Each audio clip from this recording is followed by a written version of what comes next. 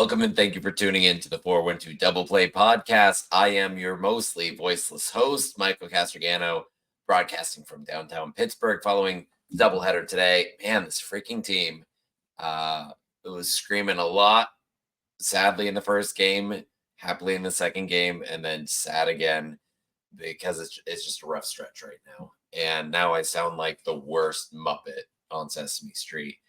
Probably going to be a short episode because we're going to be running solo this week and we are dropping this on Sunday. So I'm not going to have the full week of games, kind of briefly overviewing the transactions this week because we got a quick list.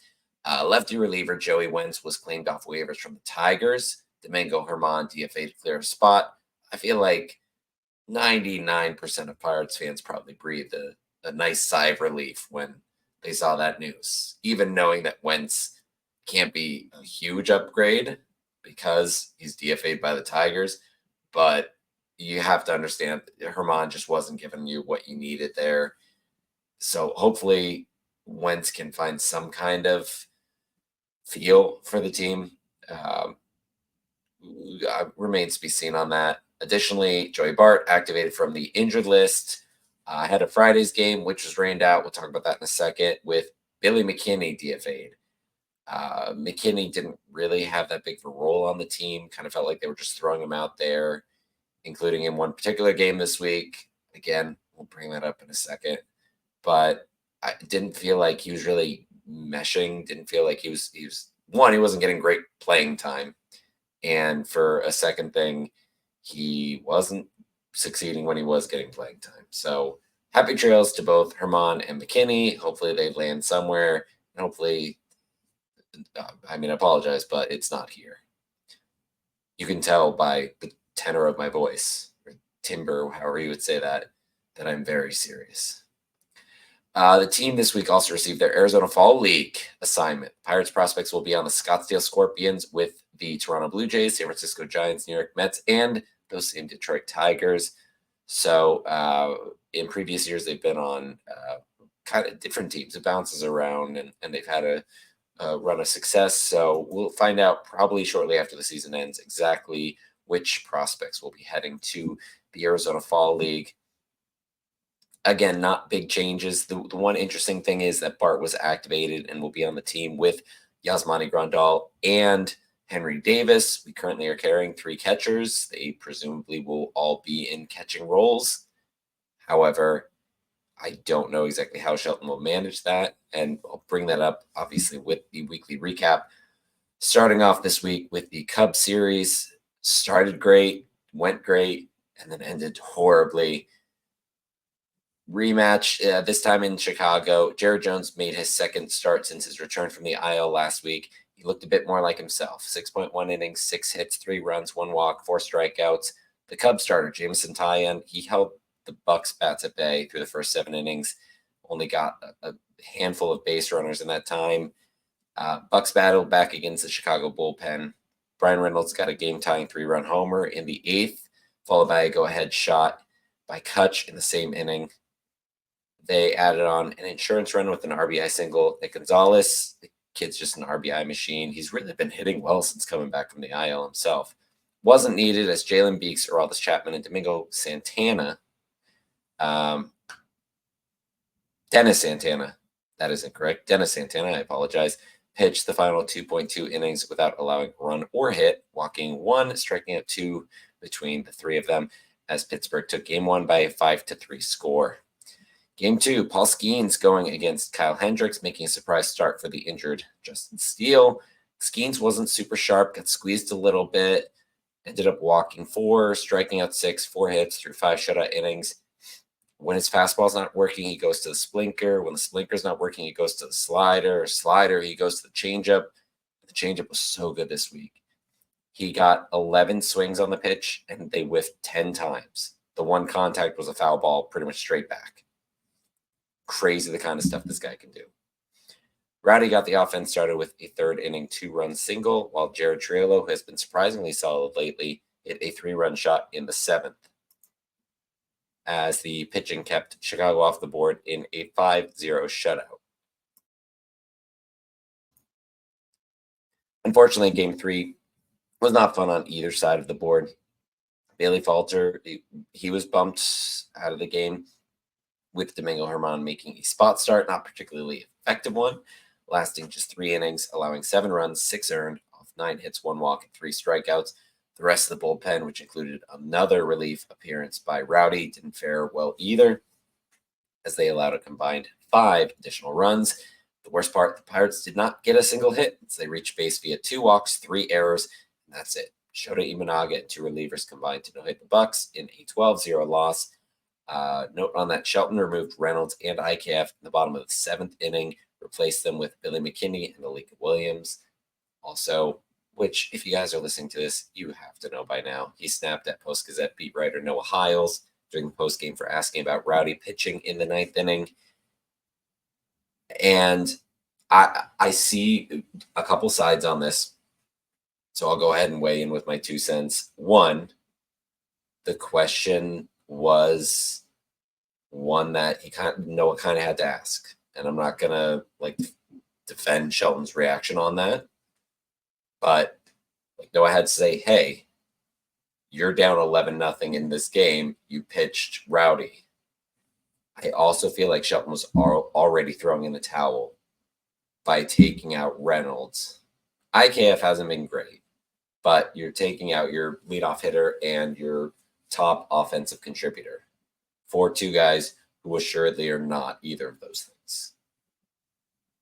So I'm leaning more to Shelton was in the wrong there, and maybe Noah could have phrased the question a bit differently, but overall, that was just something that Rowdy's pitched 3 times in the past week and a half. You can't be doing that. And they really just need to get the team in position where that doesn't happen again. There's a couple weeks left in the season. Just no more position player pitching. It's funny one time. It's still a little bit funny a second time. A third time, when you're getting no hit, it's horrible. No more.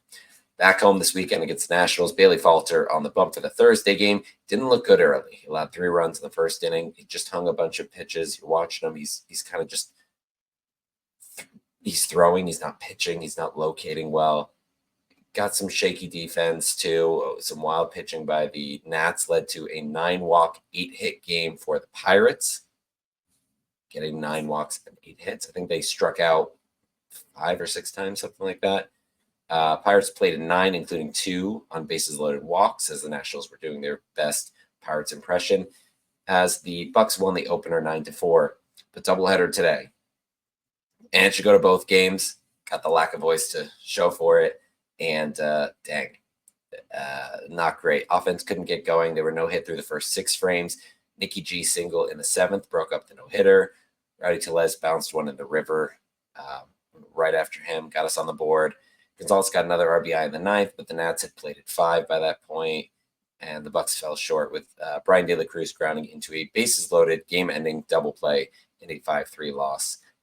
And then Game 2, Mitch Keller, really strong. He struck out 5 of the first 6 batters he faced. The one reached via walk.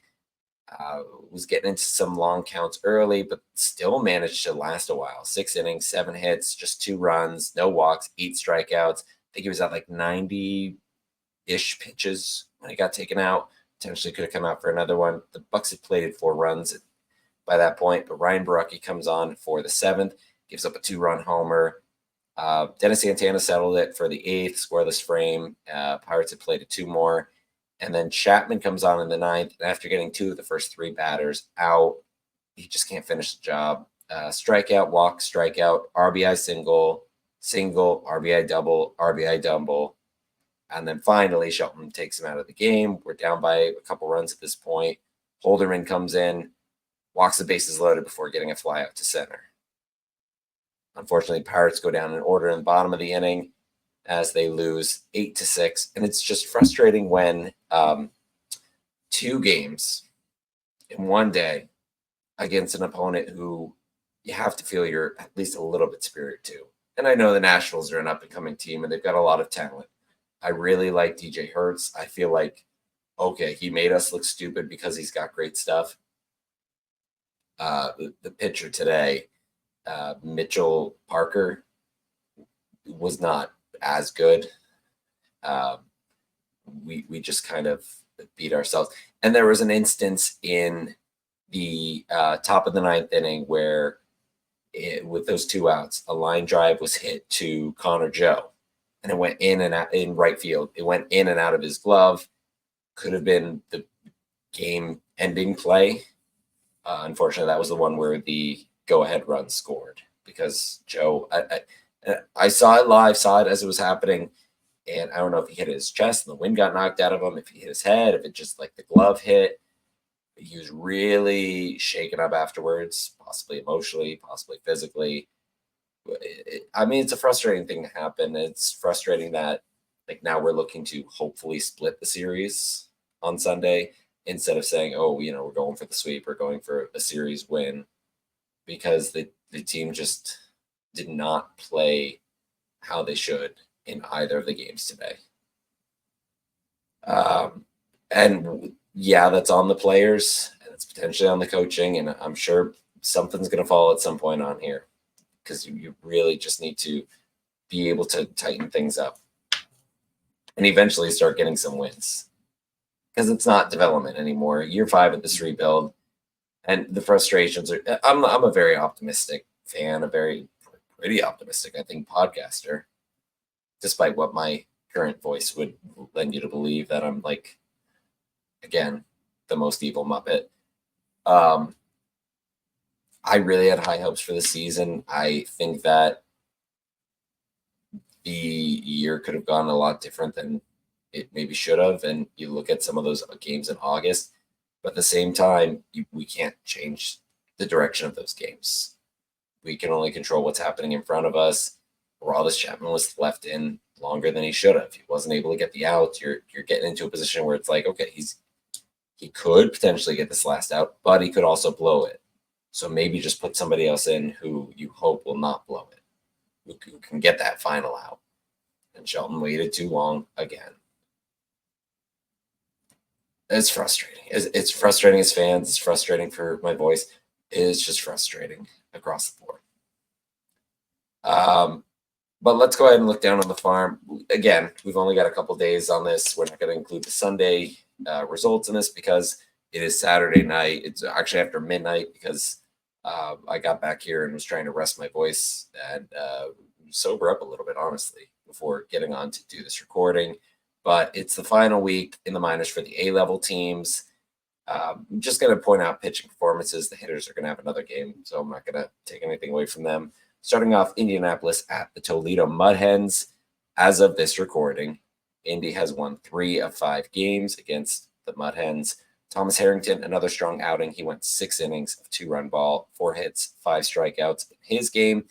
Indy jumps to a 68-66 record. They are 35-26 in the second half, currently 5 games back of a playoff spot for the IL, the International League. So, but they've got a couple weeks left. Possible that they do make playoffs. It's definitely an uphill battle there, and we're going to talk about that in a second. Altoona at the Hartford Yard Goats, 1-2 of 5 so far this week. Nick Domkowski had a strong outing, 6 innings, 3 hits, 1 run, 2 walks, and 5 strikeouts. I've always kind of felt he was more of a relief pitcher, but he's starting to come into his own out of the rotation down there in Altoona, which has not had a really strong season overall. They're currently 57-74 on the year. Greensboro hosting the Bowling Green Hot Rods. They went 4-1 this week. Again, one more game to play before they start their postseason run. Michael Kennedy in his start went 5.2 scoreless frames, just 1 hit, 2 walks allowed while striking out 10. The Hoppers playoff run at Hudson Valley starts on Tuesday. It's a best-of-3 series, so best of luck to the Hoppers in that set. They are currently 74-55 on the season. And finally, Bradenton at Daytona Tortugas. They've won 2 of 3 so far this week. They've had a lot of rainouts and probably won't make up most of these games. They're well out of postseason contention. But Christian Curtis in his start today, 4 innings, 2 hits, 1 run, only coming off a solo home run, 2 walks, and 6 strikeouts. Some impressive stuff going on there. Bradenton moves to 54-75 on the year. a lot to like. Again, the couple more games left for Greensboro. Bradenton, their season's pretty much finished, but a lot of fun. I did want to mention, because I'm thinking about it, hung out with the Bucko Banter, Adam from Bucko Banter in the night game this week. So it was really cool to hang out with him. Did trivia. Definitely love the stuff that they do. If you guys are listening to me, you should be listening to them, because the content, and was able to talk to Adam about like how they break down the pitching matchups is just really incredible. So applaud the stuff that they're doing. Really cool stuff. Really great people. Had a lot of fun hanging out with them, even if the results of the game didn't go so great. And maybe one of the reasons that these games aren't going so well is that the talent that they're putting on the field isn't the best talent in the system, because it's September. Where are the prospects? And now I know it's not like it used to be. The calendar turns to September and suddenly the dugout is overflowing with players, both veteran and prospects, filling seats, huddling together to discuss hitting, pitching, day-to-day handling of MLB life. But alas, that is no more, as the rosters now expand by 2 as of September 1st. And teams must be more selective about who to recall, especially as the minor league seasons are still ongoing and potentially playoffs await for Indianapolis.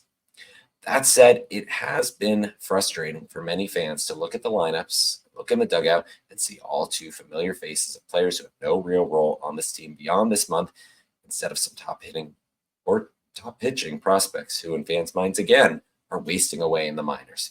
I'll add a caveat to this. I do like to listen to the podcast from others. I mentioned Bucko Banter, whom I really respect, and Bucks in the Basement, friend of the show, Craig Toth. He had former Marlins president David Sampson on this past week. Check that out if you haven't already. What a cool to get someone like that on his show. And he had asked him about this kind of topic and was told point blank that the performance for these players don't matter right now. They're not going to make any major decisions based off of a 20-game stretch for these prospects. This handful of plate appearances at the end of the season is not going to impact whether or not they end up on the 40-man roster, which understandably we get. However, why not bring them up anyway? We've been seeing the box scores. We've been talking for the past month about the Nick York and the Billy Cook, both of whom are Rule 5 eligible, undoubtedly will be added to the 40-man ahead of the Rule 5 draft. Why not bring them up and see how they might fit in and how they might fare against MLB caliber pitcher? I know they want them in that playoff hunt at Indianapolis and think, oh, they could benefit from that. But couldn't they benefit more by seeing if they're well equipped enough to face MLB pitching?